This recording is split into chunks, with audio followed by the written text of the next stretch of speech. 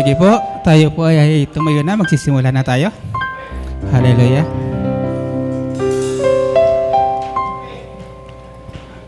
Hallelujah. Sige po, palakpakan po natin ang Panginoon. Thank you, Lord. Hallelujah. Hallelujah. Yes. Lord, maraming salamat, Panginoon, sa gabing ito, Panginoon God. Nang muli na naman, Panginoon, nandito kami upang kayo papurihan, pasalamatan at dakilahin ng Lord God. Tunay, Panginoon, napakabuti po sa aming Panginoon God. Tunay na ikaw nga po ang aming Diyos na buhay, na isang patuloy na nagmamahal sa amin, patuloy na nagbibigay ng mga pagpapala, patuloy na nagbibigay ng kagalingan, Panginoon God. Lord, maraming salamat. Salamat po Panginoon sa iyong paggabay sa amin upang papunta rito, Panginoon. Salamat po sa kalakasan, sa buhay na ibinibigay niyo po sa amin, Panginoon. Hallelujah. Sa oras na ito, Panginoon, kung meron man nakitang karumihan, mga pagkakamali na gawa po namin, Lord, humingi po kayo ng kapatawaran upang kami po maging karapat dapat sa paglapit sa iyo, Panginoon God. Hallelujah. Lord, sa aming pag-awit, nawa, Panginoon, ito'y maging mabagong sa yung handog sa iyo, Panginoon God, na ikaw po'y maparangalan namin at patuloy na maitaas sa aming buhay, Panginoon, Lord. At sa aming mga kapatid, Panginoon, na papunta pa lang dito, Lord, ingatan niyo po sila upang sila'y makasama namin sa pagpupuri at pagpasalamat sa iyo, Panginoon God. Lord, maraming salamat sa bawat oras ng aming pagtigil dito, Panginoon. Lord, nawa, ikaw ay patuloy naming maitaas at mapapurihan. Lord, maraming salamat. Purihin po kayo, sambahin po kayo. Ito po ang aming dalangin sa pangalan ng po ng Panginoong Jesus, ang lahat ng anak ng Diyos magsabi ng Amen. Amen. Hallelujah. Handa na po ba tayo magpuri sa ating Panginoon? Amen. Tunay nga ng Panginoon ay napakabuti. Amen po. Napakalamig po ngayon, kaya ngayong gabi, ready na po ba tayong sumayaw at pumalakpak, kumanta para sa ating Panginoon? Amen. Ibigay po natin sa Panginoon ang lahat ng nararapat. Amen.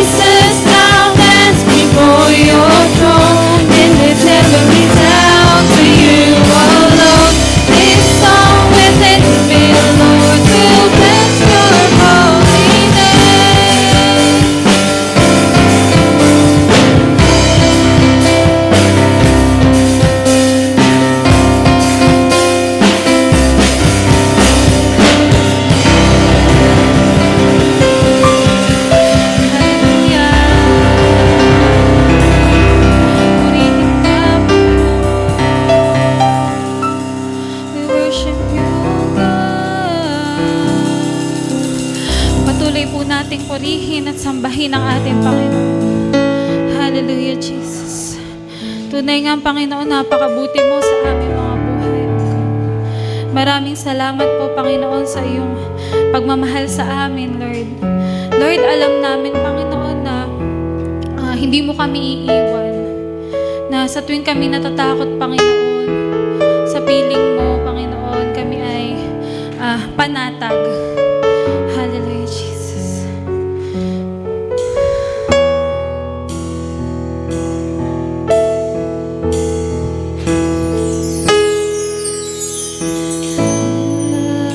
Guide me now under your wings. Cover me within your mighty hands. When the oceans rise and thunders fall, I will soar with you above the storm. Father, you are King over the flood, and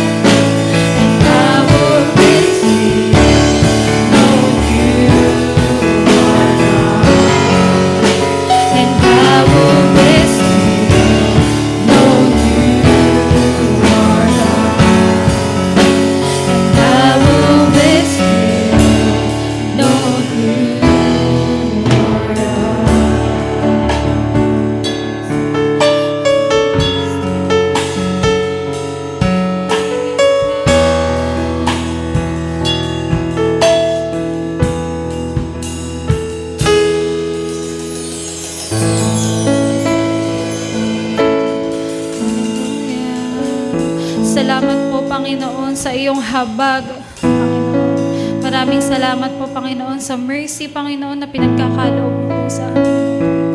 Lord, sa piling mo kami po ay ligtas. Alam naman po namin yan, Panginoon. Hallelujah, Jesus. Worship your name, O God. We glorify you, Panginoon. Hallelujah.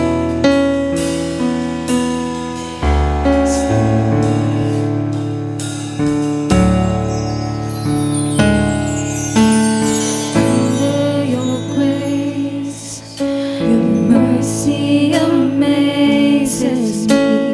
Under your wings, your shadow covers me. Your promise of love, where my heart is safely undone.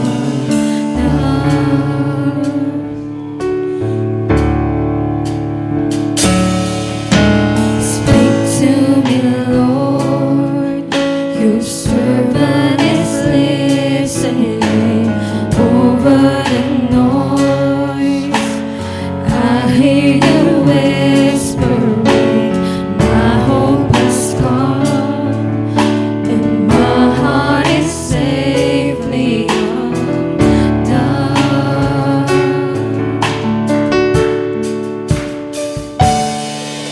Have found my fortress in you, and my soul is anchored with you.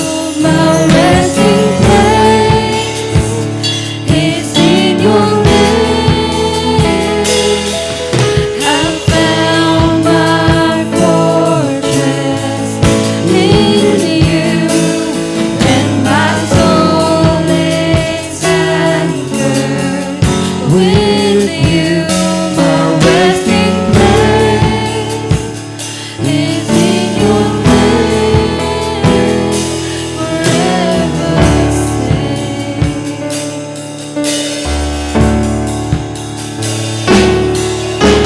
Speak to me, Lord. Your servant is listening over the noise. I hear you whispering, my hope has gone, and my heart is safely undone.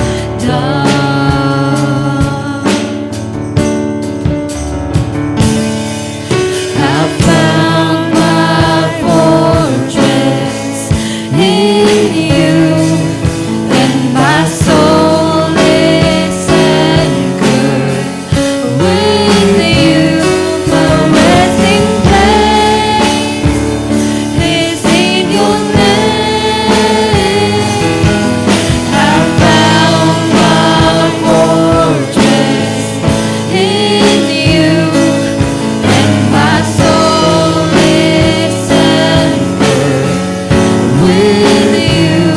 My resting place is in your name, forever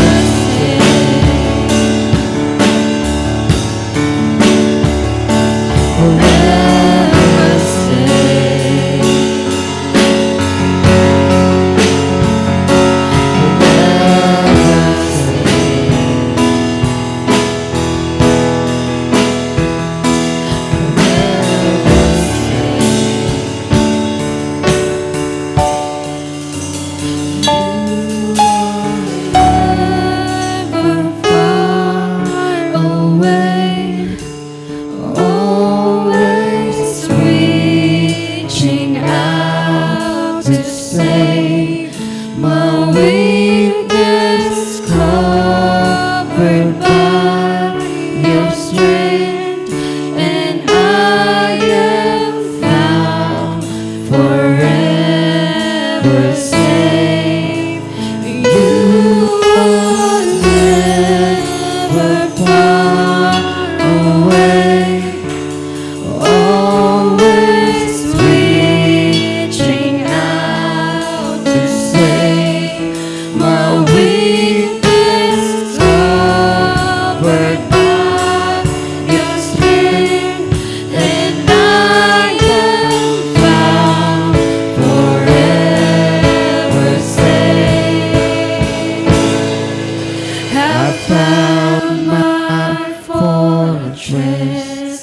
in you, and my soul is anchored with you. My resting place is in your name. I found my fortress in you, and my soul is anchored with you. My resting place is in your name.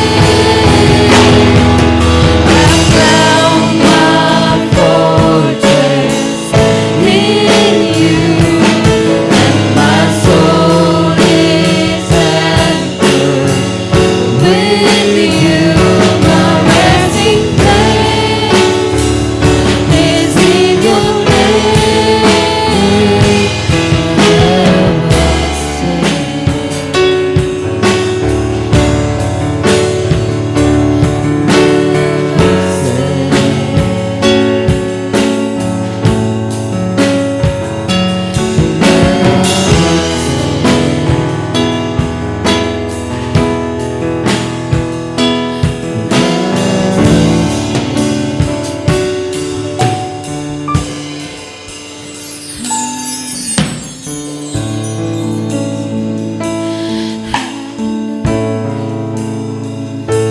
Purihin ka, Panginoon.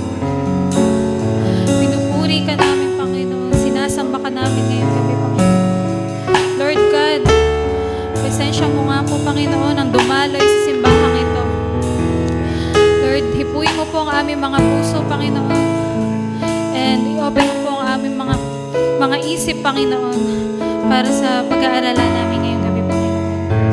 Muli, Panginoon, wala nga pong ibang maitaas, wala nga pong ibang masamba, wala nga pong ibang mapapurihan, kundi Ikaw lamang, Panginoon. Ang pangalan mo nga lang pong maitaas sa simbahang ito. Muli, Panginoon, pinupuri ka namin, Lord God. Sinasamba ka namin.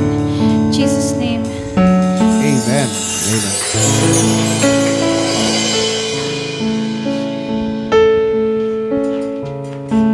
Sabi po natin ang confession. Ang pagpapalit na nagawa sa krus. Si Jesus ay pinusahan upang tayo mapatawad. Si Jesus ay nasugatan upang tayo ay gumaling. Si Jesus ay ginawang kasalanan sa ating mga kasalanan upang tayo gawing matuwid sa kanyang katwiran. Si Jesus ay namatay sa ating kamatayan upang tanggapin natin ang kanyang buhay. Ginawang sumpa si Jesus upang pumasok tayo sa pagpapala. Dumanas ng kahirapan si Jesus upang makihati tayo sa kanyang kasaganaan. Binuhat ni Jesus ang ating kahihiyan upang makabihagi tayo sa kanyang kalwatian. Si Jesus ay dumanas ng ating pagtanggi upang mapasa atin ang pagtanggap ng Ama. Si Jesus ay hiniwalay sa pamamagitan ng kamatayan upang tayo may kabit sa Diyos magpakailanman. Ang ating lumang pagkatao ay namatay na sa Kanya upang ang bagong tao ay mabuhay sa atin. Sabihin ng mga naligtas, ang aking katawan ay templo ng banal na Espiritu, niligtas, nilinis at binanal sa pamamagitan ng dugo ni Jesus. Ang bawat bahagi ng aking katawan, instrumento ng katwiran, inilaan sa Diyos para sa paglilingkod sa kanyang kalwatian. Ang diablo ay walang puwang sa akin, walang kapangyarihan laban sa akin, walang karapatan sa akin. Lahat ay sinaayos sa pamamagitan ng banal na dugo ni Jesus. Nagapi ko si Satanas sa pamamagitan ng dugo ng Kordero at sa pamamagitan ng aking patotoo. At hindi ko inibig ang aking buhay hanggang kamatayan. Ang aking katawan ay para sa Panginoon at ang Panginoon ay para sa aking katawan. Walang iba kundi ang dugo ni Jesus. Sa pamamagitan ng dugo ni Jesus, ako ay tinubos sa kamayan ng diablo. Sa pamamagitan ng dugo ni Jesus, lahat ng aking mga kasalanan ay pinatawad na. Sa pamamagitan ng dugo ni Jesus, ako'y patuloy na linis mula sa aking mga kasalanan. pamamagitan ng dugo ni Jesus, ako ay pinawalang sala, ginawang matuwid para bagang hindi nagkasala. Sa pamamagitan ng dugo ni Jesus, ako ay binanas at binalaan sa Diyos. Sa pamamagitan ng dugo ni Jesus, ako ay malakas na loob na pumasok sa presensya ng Diyos. Ang banal na dugo ni Jesus ay patuloy na sumisigaw sa Diyos sa langit para sa amin. Amen.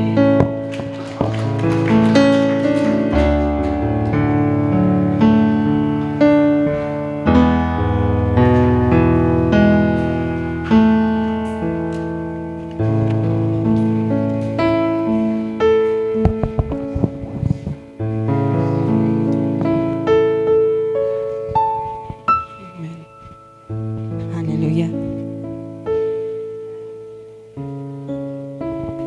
Magandang gabi po. Magandang gabi. Sige po, tayo po muna ay humanap ng ating mauupuan. Ayan. So, bago po tayo mag-umpisa sa ating pag-uusapan sa mensahe ng ating Panginoon, ngayong gabi tayo muna po ay muling manalangin muli at hangin po natin yung patnubay ng kanyang banal na Espiritu para po mas lubos po nating maunawaan kung ano po yung kanyang mensahe para po sa atin. Hallelujah, Jesus. Heavenly Father, we thank you, Lord God, for this day sa pagdadala mo, Panginoon, sa bawat isa po sa amin, Panginoon, sa lugar na ito. Bagamat, Lord, umuulan, pero pinahintulot mo, Panginoon, na ang bawat isa po sa amin, Panginoon, ay makarating, Lord God, sa iyong bahay panambahan, Panginoon, sama-sama makapag-alay ng papuri, Panginoon, pagsamba sa iyo, at gayon din po ay makakarinig kami, Panginoon, ng iyong salita. Salamat po. Salamat po, Panginoong Jesus, sa pagmamahal sa amin, sa iyong pag-iingat sa amin. Salamat, Banal na Espiritu, sa iyong patuloy na paggabay sa amin. Salamat dahil naramdaman po namin, Panginoon, yung presensya, Lord God. Alam po namin, Panginoon, na sa umpisa pa lamang, Panginoon, sa aming pag-aawitan, Lord God, ay kumilos ka na po, Panginoon, sa aming buhay. Panginoon, sabi mo sa iyong salita, Lord, 2 o 3 nagkakatipon sa iyong pangalan, naroon ka po, Panginoon, sa kanilang kalagitnaan. Kaya alam po namin, Panginoon, na narito ka, Panginoon. Kasama ka po namin, Panginoon, at may ginagawa ka po, Panginoon, sa aming mga buhay sa gabing ito. Panginoon, kami ay nagpapakumbaba po sa inyong banal na harapan. Nangihingi ng kapatawaran, Panginoon, sa lahat ng aming kasalanan na gawa, maliit o malaki, sinadya o hindi, pakalinisin mo nga po kami, Panginoon, ang iyong banal na dugo, Panginoon. Ihanda mo, Panginoon, ang aming puso, Panginoon. Ngayong gabi, Lord God, sa mensahe, Panginoon, na gusto mong sabihin, Panginoon, sa amin, Lord God. Ang mensahe mo, Panginoon, ngayong gabi, Lord God, ay hindi lamang basta namin marinig, Panginoon, kundi maitanim sa aming mga puso. At tulungan mo nga po kami na may apply po ito, Panginoon, sa aming mga buhay. Panginoon, wala po kaming ibang dadakilain, wala po kaming ibang itataas sa gabing ito, kundi ikaw lamang, Panginoong Jesus. Ikaw lamang ang patuloy na maluwalhati. Gamitin mo po akong iyong lingkod, Panginoon, bilang instrumento, Panginoon, sa pagbabahagi, Lord God, ng iyong salita. Itago mo po ako sa inyong likuran, Panginoon. At ang tanging masabi ko lamang, Panginoon, ay kung ano ang mensahe, Panginoon, na gusto mong ipasabi po sa akin. Hindi ko po magagawa ito, Lord God, sa aking sariling kakayanan. Kailangan ko po ng patnubay ng iyong banal na Espiritu. Gayun din nga po sa mga anak mo na narito, Lord God, kailangan po namin ng patnubay ng iyong banal na Espiritu, Panginoon, ng wisdom, Lord God, na nanggagaling sa iyo, upang lubos po namin maunawaan, Panginoon, ang iyong salita. Salamat po, inaangkin po namin ang katagumpayan at ibinibigay po namin ang kataas-asang papurit, pasasalamat sa pangalan ni Jesus. Amen and amen. Hallelujah. Sige po, isang malakas na palakpak po para po sa ating Panginoon. Hallelujah. Kamusta po kayo? Nilalamig po ba? So kanina po nung pagpasok ko, ang lamig. Kaya sabi ni Nanay Grace, kung meron daw po ba akong jacket. Meron naman po. Ready, Girl Scout. So last midweek service po, sino po yung mga narito? Halos lahat naman po. So, ang topic po natin last week na tinuro po ni Pastor Tito ay never give up on prayer. Di po ba? So, nandun na, sinabi po na prayer has a purpose. Prayer requires persistence. Prayer involves waiting and prayer requires faith. So, ang ating pag-aaralan po ngayon ay may kaugnayan po nung last week. Ayun po yung sa in the waiting. So, ano po ba yung ating gagawin habang naghihintay po tayo sa kasagutan po ng ating Diyos sa ating mga panalangin? Gaano kahirap po ba maghintay? Mahirap po ba? Nakakainip. Sa grocery, kapag mahaba yung pila po, ay, bukas na lang. Parang ganun, di po ba? Sa bangko, kapag traffic po, minsan po naiinip po tayo, at sasagot sa panalangin. Minsan po nandun na, naiinip ka na, nag-aalangan ka. Minsan parang walang sagot, walang kilos, walang kasiguraduhan. Marahil po, ilan po sa atin ngayong gabi ay meron po tayong mga panalangin na hanggang ngayon ay naghihintay po tayo ng kasagutan. Naghihintay tayo ng pagkilos ng Diyos. Di po ba? Marahil tayo po ay nananalangin sa isang breakthrough. Marahil po meron po isang parte ng buhay natin na kailangan po natin ng pagkilos ng Panginoon. Or kaya naghihintay ka ng sagot sa kagalingan. Tama po, sa katawan, sa puso, or maybe you're praying for healing in your family, relationships that feel broken or distant. O baka naman po yung iba, yung mga bata, mga estudyante, naghihintay sila ng, nananalangin sila kay Lord ng direksyon. Po, kung ano ba yung next step nila, ano ba yung tatahakin nila. Or yung iba naman po sa atin na nakakaranas ng sakit ng kalooban or anything, ay minsan naghihintay po tayo na we are waiting for the pain to make sense. Tama po. Dumating na din po ba tayo sa punto na naitanong natin sa Diyos, hanggang kailan? Hindi po yung hanggang kailan. Or Lord, naririnig mo po ba ako? Kung magiging totoo po tayo, minsan po, di po ba, sa buhay natin, nandun na, Lord, narinig mo po ba ako? Parang panalangin ko. Kasi sa tagal lang paghihintay. Pero dapat po hindi ganon. Po, tama natin ang ating sarili. Pero kung ating pong titingnan sa Bible, si David sa awit, okay. Ayan. Sa awit, chapter 13, verse 1 to 2, sabi niya po doon, hanggang kailan, Panginoon, habang buhay ba ninyo akong kakalimutan? Hanggang kailan ninyo ako natalikuran? Hanggang kailan ko dadalhin itong aking mga pangamba? Ang kalungkutan sa puso ko, kailan ito mawawala? Sabi niya po, hanggang kailan ba ako matatalo ng aking mga kaaway? Kung ating po titingnan, ilang beses niyo pong tinanong yung hanggang kailan? 1, 2, 3, 4. Binilang pa. 4 na beses po niyang itinanong. Siguro po gano'n na rin katindi yung pagod, yung lungkot, di po ba, yung paghihintay niya, nandun yung emotional at spiritual na paghihirap. At titingnan po natin sa awit, sa kasunod po na verse, awit 13, ayan, verse 3 to 4, sabi po dyan, Panginoong kong Diyos, bigyan niyo ako ng pansin. Sagutin niyo ang aking dalangin. Ibalik po ninyo ang ningning sa aking mga mata upang hindi ako mamatay at upang hindi masabi ng aking mga kaaway na natalo nila ako sapagkat tiyak na sila'y magagalak kung ako'y mapahamak. Nandun po na naghihingi po siya na, Lord, pansinin mo naman ako. Or, Lord, sagutin mo naman po yung panalangin ko. Di po ba?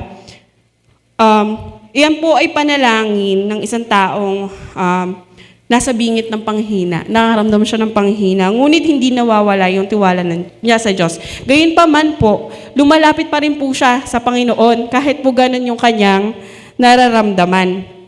So, nakikita po dyan na yung may relasyon po siya kay Lord na ano man po yung nasa damdamin niya, tayo po nakakaranas rin po tayo ng sakit ng mga ganyang pagkakataon. Pero wag po tayong makalimot na tumakbo lang po tayo sa Panginoon. Maging honest lang po tayo sa kanya nararamdaman at siya po yung magbibigay nung kapayapaan, nung kasagutan sa ating mga panalangin. So, ang katotohanan po, yung pananampalataya ay hindi lamang nasusukat sa sagot ng panalangin, kundi sa paninindigan natin habang tayo ay naghihintay.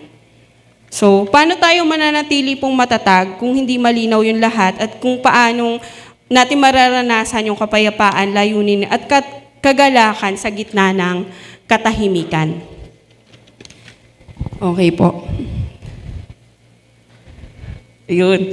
Ano po ba yung dapat natin gawin habang tayo ay naghihintay sa sagot ng Diyos? Una po, worship while you wait. Sabi po sa awit 13 verse 5 to 6, si David po, he waited for approximately 15 years po ba? Simula nung inanoint siya ni Samuel, bago po siya maging king. So, tinawag siya bilang hari, inusig, nagtago, halos mamatay. Ngunit, pinili pa rin niyang umawit, manalangin at maniwala sa kabutihan ng Diyos. He cried out in pain, yet always returned to worship. At makikita po natin yan sa awit 13 verse 5 to 6, sabi niya po doon, Panginoon, naniniwala po ako na ako'y inyong mahal. Sino po dito naniniwala na mahal tayo ng Diyos? Amen po. Sabi po dyan, nagagalak ang puso ko dahil sa pagliligtas ninyo. Sabi po sa verse 6, Panginoon, aawitan kita dahil napakabuti nyo sa akin mula pa noon. Sino po dito nakaranas ng kabutihan ng Diyos mula pa noon? Amen, lahat po tayo.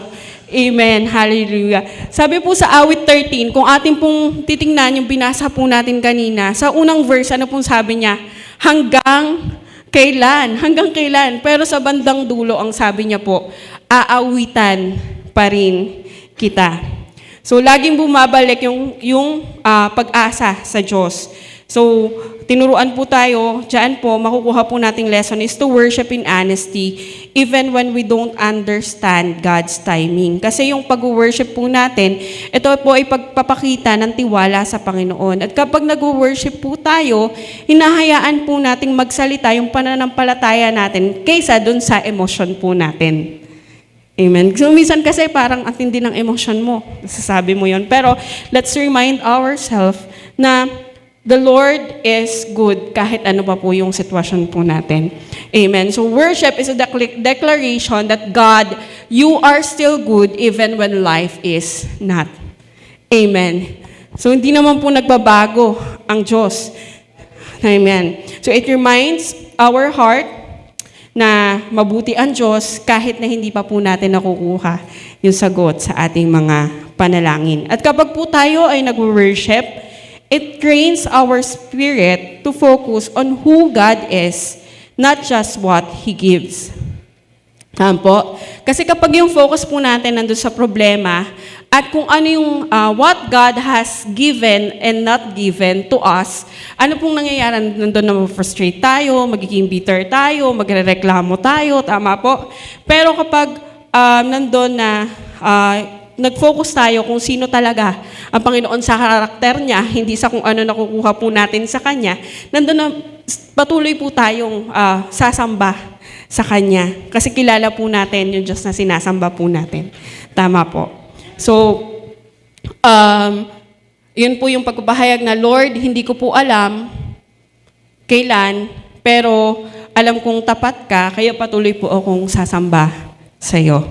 So, kapag dumarating po ba, or kapag hindi pa po dumarating yung sagot ng Diyos, nakakalimot po ba tayong sumamba? O lalo tayong lumalapit sa Kanya? Dapat po, mas lalo po tayong lumalapit sa Kanya. Kasi ang tunay na pananampalataya ay hindi lamang nagpupuri kapag may sagot, kundi patuloy sa pagsamba at pagpupuri kahit wala pa. Ito, kahit hindi mo maintindihan, still magpapatuloy ka. Amen po. Pangalawa po, ayun. Ask and keep asking in faith. Manalangin palagi at huwag mawalan ng pag-asa. Sabihin nga po natin sa katabi natin, huwag mawalan ng pag-asa. Ayan. Katulad na lamang po nung ating pinag-aralan last week, tungkol po ba saan yun? Yung tinuro ni Pastor, tungkol sa balo. Di po ba? Sa persistent widow. Tama po? So, babaeng balo na paulit-ulit na humihingi ng katarungan sa isang hukom na walang takot, walang pakialam po sa tao. Pero dahil sa kanyang pagpupursige at hindi pagsuko, ano pong nangyari? Napilitan yung hukom na igawad yung katarungan. Po? So, ang Diyos po natin ay higit na mabuti kaysa dun sa masamang hukom po dun sa talinghaga. Po? Kung yung masamang hukom ay nadaan sa persistent, paano pa po kaya yung ating mapagmahal na Diyos?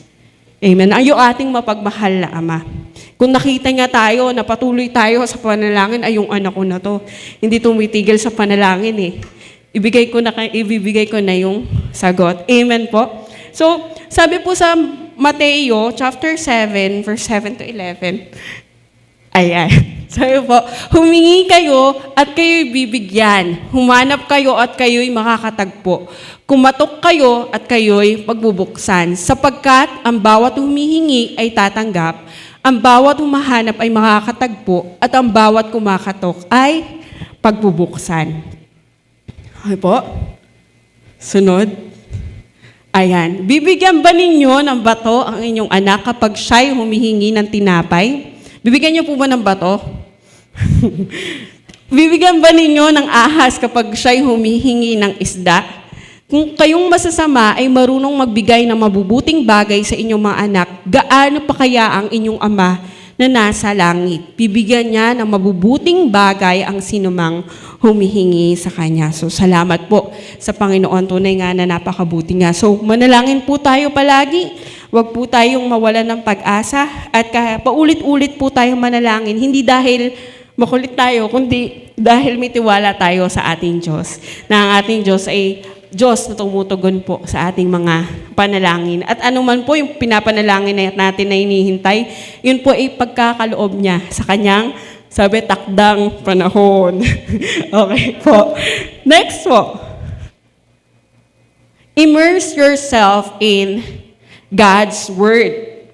Immerse yourself in God's Word. Sabi po sa awit, 119 verse 105. Sabi po dyan, sarita mo'y isang tanglaw na sa akin ay patnubay, sa landas kong daraanan, liwanag na tumatanglaw. So sa panahon po ng ating paghihintay o kawalan ng kasagutan, ang boses ng Diyos sa pamamagitan po ng kanyang salitang ating gabay at ang ating kalakasan. Amen po.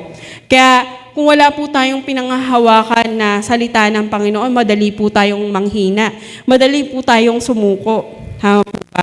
So, yung iba, nanghahawak sila sa salita ng tao, pero tayo po, ang pinanghahawakan natin, salita ng Diyos. At ang pangako ng tao, mapapako. Pero ang pangako ng Diyos, kailanman hindi mapapako. Amen po ba? So, ano po ba yung mga pangako ng Diyos na pwede po nating balik-balikan habang po tayong ay naghihintay? Yung pangako ng presensya ng Diyos, di po ba na hindi tayo nag-iisa, or sa ating paghihintay, nakasama po natin palagi siya. Sabi po sa Deuteronomy, wala na po dyan sa slideshow, pero sabi po sa Deuteronomy 31 verse 8, the Lord Himself goes before you and will be with you. He will never leave you nor forsake you. Do not be afraid. Do not be discouraged. Amen. He will never leave us nor forsake us. Hindi po tayo kailanman pababayaan ng Panginoon. Nandun din po yung pangako ng mabuting plano. Alam po na lahat to. Yung Jeremiah 29:11. Ano pong sabi doon? For I know the plans I have for you, declares the Lord. Plans to prosper you and not to harm you. Plans to give you hope and a future. Napakaganda pong pangako ng ating Panginoon na dapat nating alalahanin na may mabuting plano ang Diyos po para po sa atin. Yung pangako ng katuparan ng kanyang salita. Kung may sinabi ang Diyos, tiyak niyang tutuparin ang kanyang sinabi. Ano pong sabi sa Hebreo chapter 10 verse 23? Magpakatatag tayo sa ating pag-asa at huwag nang mag-alinlangan pa, sapagkat tapat ang nangako sa atin. Amen. So purihin po ang Diyos sa kanyang katapatan. Pwede po ba natin bigyan ng malakas sa palakpakan Panginoon? Dahil siya ay tapat at ang kanyang pangako ay tapat. At gayon din naman po, yung pangako na lahat ng nangyayari po sa atin na nagmamahal sa Kanya ay para sa Kanyang layunin. Makakabuti para po sa Kanyang layunin. Sabi po sa Romans 8:28, sino po nakakaalam? Sabi po doon, all things work together for good for those who love the Lord and those who are called according to His purpose. Sa Tagalog po, maganda rin sabi doon, alam nating sa lahat ng bagay ay gumagawa ang Diyos para sa mabuti kasama ang mga nagmamahal sa Kanya, silang mga tinawag sa Kanyang layunin at marami pa pong iba na pangako ng Panginoon. So the Word of God is our guide, our source of strength in seasons of waiting, para maiwasan natin yung doubt and unbelief to enter sa mind po natin. And when we immerse ourselves sa Word ni Lord, it silence the voice of the enemy. Tama po, na sinasabi na, ay, hindi sinasagot yung dasal mo, nakalimutan ka na niyan, wala. Parang po ba? It silence the voice of the lies and the voice of the enemy. Amen? So, pang-apat po, ayan, trust God's timing and plan. Magtiwala sa timing ni Lord at sa plano niya. Sabi po sa mga ngaral, chapter 3, verse 11. Basahin nga po natin lahat. Iniangkop niya ang lahat ng bagay sa tamang kapanahunan. Ang tao'y binigyan niya ng pagnanasang alamin ng bukas, ngunit hindi binigyan ng pagkaunawa sa ginawa ng Diyos mula sa pasimula hanggang sa wakas. Ano po sabi niya sa una? Iniangkop niya ang lahat ng bagay sa tamang kapanahunan. So, ang pagtitiwala po sa Diyos ay nangangahulugang pagtanggap natin na hindi natin kontrolado yung oras. Ngunit alam po ng Diyos, yung natin na ang Diyos ay merong magandang layunin at alam natin na siya ay nag-akda sa mga bagay na mangyari sa kanyang tamang kapanahunan. Ang timing po ng Diyos ay hindi palaging tugma sa kagustuhan natin. Minsan kasi tayo po kapag meron po tayong gusto or meron tayong hiniling, gusto natin, now na. Ngayon na, agad-agad. Tamo? Lalo na sa panahon natin na parang ang lahat instant po, no? Instant noodles, ano ba po ba? Instant coffee. So, puro instant. Kapag wala kang lunch, order Food Panda o di-deliver na. So, instant. So, yun po. Pero, tandaan po natin, God is not late. He is preparing us and everything around us. Delay is not denial. Tama po. This delay is not denial, kundi bahagi ng kanyang mas dakilang plano. God's timing is not our timing, but it is always perfect. Amen. Laging perfect po yung timing ng Panginoon. Tingnan na lang po natin yung istorya po ni Jairo. Ayan, makikita po siya sa Marcos chapter 5, verse 21 to 43. Si Jairo, kilala niyo po ba si Jairo? Sabi po dun sa Marcos, si Jesus ay sumakay sa bangka at bumalik sa kabilang ibayo, na sa baybayin pa lamang siya ng lawa ay dinumog na siya ng napakaraming tao. Naroon din ang isang tagapamahala ng sinagoga na ang pangalan ay Jairo. Pagkakita kay Jesus, siya'y lumuhod sa paanan nito at nagmakaawa. Ang sabi niya po, nag-aagaw buhay po ang anak kong dalagita. Maawa po kayo, sumama kayo sa akin at ipatong ninyo sa kanya ang inyong kamay upang siya ay gumaling at mabuhay. So nakita po natin, si Jairo ay isang tagapamahala ng sinagoga.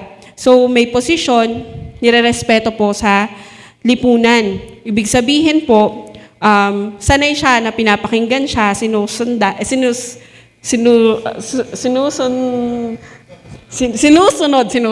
yung kanyang mga utos at binibigyang galang. Pero ano pong ginawa niya?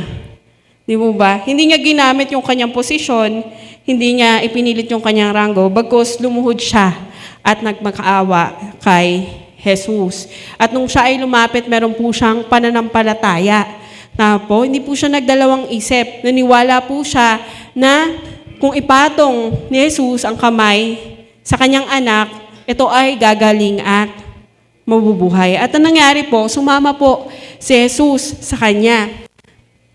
At habang sila po ay papunta sa bahay nila Jairo, ano po nangyari? Meron po nangyaring delay. Ano po yung delay? Yung babaeng 12 taon nang dinudugo. Baboy, hinawakan yung dulo ng kasuotan ni Lord. Napahinto si Jesus at nagtanong siya kung sino po yung umawak sa kanya, di po ba?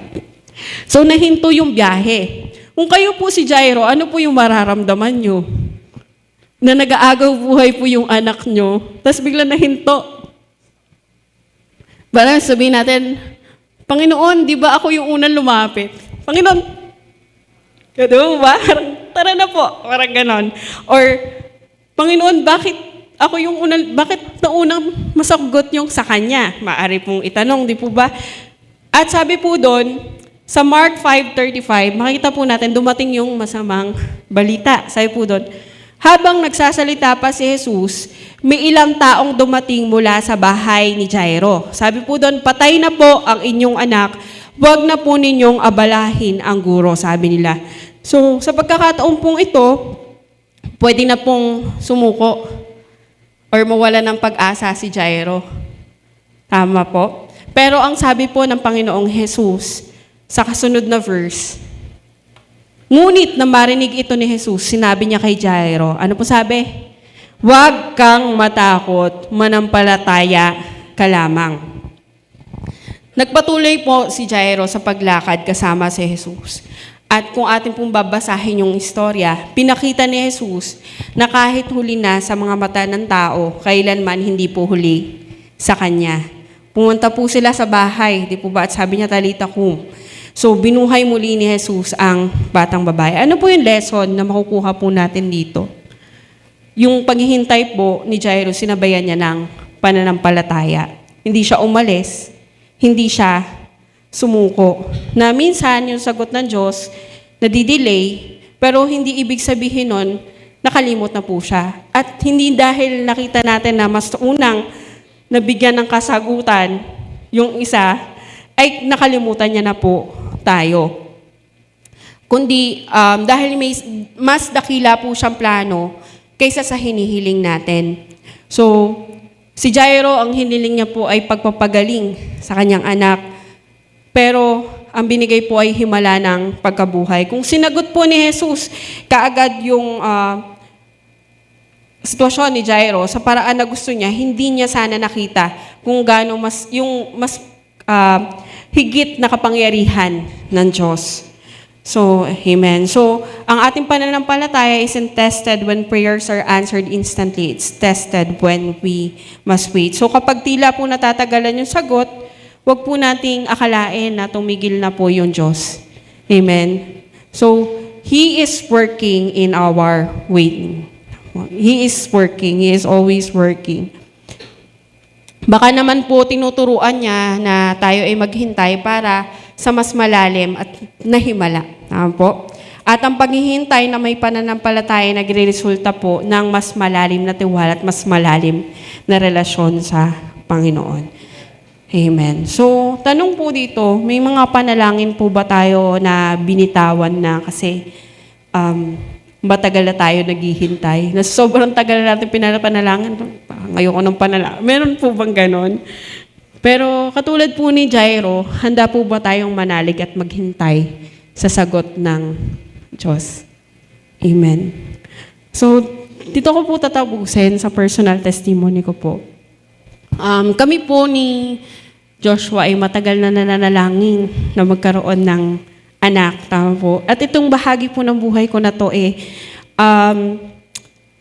nahirapan po talaga ako sa paghihintay dati. So, habang nakikita ko yung mga nasa paligid ko po na nabubuntis, nagkakaanak, bumubuo po ng pamilya, ramdam ko po yung matinding lungkot dati. So, dumaan po ako sa punto na tinatanong ko si Lord, na Lord, paano naman ako? O Lord, kailan naman po ako? Ha po? So, noon po, sa tuwing kinukwentong po to, binabanggit ko po to, hindi ko po maiwasang maiyak kasi totoo pong masakit po sa akin. Pero ngayon, salamat po sa Diyos kasi nakukwento ko na po, ng ganito. So, nandun po na tingin ko po dati, yung panalangin ng iba, natutugon, bakit sa akin? Hindi. Tapos kapag may magtatanong po sa akin, o kailan ka magkakababy? Malay ko, parang sa isip-isip ko lang noon po. So, pero sa paglipas po ng panahon, nakita po namin yung kung paano po kumilos or patuloy po na gumawa yung Diyos sa buhay po namin. Hindi man po sa paraang inaasahan namin, kundi sa paraang siya po ang nakakaunawa. At sa paglipas ng panahon, unti-unti pong binago ni Lord yung puso ko at yung kaisipan ko when it regards to that matter. So, hindi pa man po niya binibigay yung sagot sa panalangin po namin na yun. Pero, ang binigay niya po sa amin is yung peace at yung contentment. So, salamat po sa Panginoon. Pinaramdam niya po sa amin na sa mundo po kasi na to, kapag ganun, kapag wala kang anak, parang kulang. Pero pinaramdam po sa amin ng Panginoon na yung tingin po ng mundo na ito, nakakulangan, ginagamit niya pala bilang pagkakataon. Pagkakataon na mas makapaglingkod pa po sa Kanya ng more fully and more freely. So dati iniisip ko po kakulangan to pero ngayon di ko na po siya nakikita as kakulangan, kundi Lord, thank you po kasi opportunity para makapag-serve pa po ako sa inyo ng buong attention ko sa inyo. Kasi di ko po magagawa yung mga kung meron po akong, di ba? So, at sa lugar po ng paghihintay po namin, pinaranas po ng Diyos sa amin yung saya ng pagiging magulang sa ibang paraan. So, sa pamamagitan po nung ni Lisel, nahanap pa kita. Inuluwa ko po siya. Hindi iniluwan. Iniluwa ko po siya. Si Lisel po, yung mga pamangkin ko na, kumbaga, nandun po sa amin. At ngayon din naman po sa mga kabataan po na nakakasama po namin. So, gayon pa man po, nandun pa rin yung patuloy pa rin kaming umaasa at patuloy pa rin po kaming nananalangin. Patuloy po kami nagtitiwala na alam ng Diyos kung ano po yung pinakamainam po para po sa amin. At kung dumating man po yung biyayang yon, kung loloobin man po ng Panginoon na magkaroon ako ng Samuel, kasi si Hannah po, di po sa Bible nagkaroon ng Samuel. So, nandun na buong puso po kaming magpapasalamat sa Panginoon. At kung hindi naman po naayon sa kanyang kalooban, or kung di man po niya ipagkaloob, patuloy pa rin po kami magpupuri at magpapasalamat sa Kanya at maglilingkod sa Kanya. Dahil naranasan po namin na tapat po yung Diyos. Sa panahon po ng paghihintay, nakita po namin yung Kanyang presensya. Sa panahon po ng paghihintay, natagpuan po namin yung layunin namin. Amen. So, na-share ko din po to nung last week sa grupo ko sa grupong nasamahan ko. And isa lang naman po yun sa prayer na hindi nasagot. Pero napakadaming panalangin po namin ang nasagot. At minsan nga, may mga panalangin pa tayo na may binibigay si Lord pa sa atin na hindi man natin hiningi, pero ipinagkaloob niya po, no? Amen. So tunay nga po na napakabuti po ng ating Panginoon. Kaya po, magtiwala po tayo sa puso ng ating Diyos kahit hindi po natin nakikita yung kanyang kamay. Lagi po nating alalahanin that He is working. Amen. For our good. At sa ating paghihintay, nandoon na baka naman may dinedevelop pa po sa ating character or piniprepare pa tayo sa pagdating nung answer sa ating mga prayer. Kaya po gamitin po natin yung oras ng ating paghihintay para palilimin po natin yung tiwala natin sa Kanya. Waiting season is trust-building season. Although mahirap yung paghihintay, pero doon sa paghihintay, yung faith natin na i-stretch, yung character natin, de-develop po, naging Christ-like, our trust is deepened and our worship becomes more real. At sabi nga po ni Pastor Tito, nabanggit niya rin po last week, na yung ating paghihintay kailanman po, hindi po yan masasayang. Amen. So, marahil po mga kapatid, meron po tayong mga pinapanalangin na di pa po natin nakukuha yung sagot. Nandun po tayo sa panahon ng paghihintay. Pero know this, na hindi po tayo nakalimutan ni Lord. He sees us, He hears us, and He is with us. Amen. And to God be the glory. Tayo po muna ay manalangin. Amen. Amen. Hallelujah, Jesus. We worship you, Lord. Lord, salamat po, Panginoon, sa iyong salita sa amin, Lord God. Sa gabing ito, sa iyong mensahe, Panginoon, na sa panahon, Panginoon, na aming paghihintay, hindi po kami nag-iisa. Kasama ka po namin, Panginoon. Lord God, tulungan mo nga po kami, Panginoon, na kahit hindi po namin nakikita, Lord God, yung kasagutan, Panginoon, ay bigyan mo po kami, Panginoon, ng puso, Panginoon, na nagtitiwala, Panginoon, at patuloy na nananalig, Panginoon, sa inyo, Lord God. Hallelujah. Panginoon, ikaw ay mabuti, Panginoon. Kahit yung sitwasyon namin ngayon, hindi mabuti. Pero Lord, hindi po na ito mababago, Panginoon, na ikaw ay mabuting Diyos. Ikaw ay tapat, Panginoon. Salamat, Lord God, for reminding us, Panginoon, that our waiting time, Lord God, will never be wasted, Lord God. That you will answer, Lord God, our prayers, Panginoon, our heart desires, Lord God, in your perfect time, Panginoon. Kailanman, Panginoon, hindi ka po late, Panginoon. Your timing, Lord God, is always perfect, Panginoon. Kaya, Lord, dinideklara po namin, Panginoon, sa gabing ito, Panginoon, na Lord, nagtitiwala po kami sa inyo, Lord God, sa iyong timing, Lord God. At alam po namin na maganda po, Panginoon, ang plano mo, Panginoon, sa bawat isa po sa amin. Pagkat sabi mo nga po sa iyong salita, Lord God, you know the plans you have for us, Panginoon. Plans to prosper us and not to harm us. Plans to give us hope in the future. Salamat, Panginoon, sa assurance, Panginoon, ng iyong salita. Sa panahon, Panginoon, na kami ay nangihina, Lord, panghawakan po namin, Panginoon, ng iyong salita, Panginoon. Hallelujah. Panghawakan po namin, Panginoon, ng iyong mga pangako, Panginoon, pagkat, Lord, tunay nga, Panginoon, na kapag sinabi mo, Panginoon, na ito, Panginoon, ay tutuparin mo. Thank you, Jesus. Thank you, Holy Spirit, sa pagkilos mo po sa gabing ito, sa paggabay sa amin, Panginoon. Salamat po. Sa iyo po ang pinakamataas sa papurit, pagsambat, pasalamat. In Jesus' name, Amen. Amen.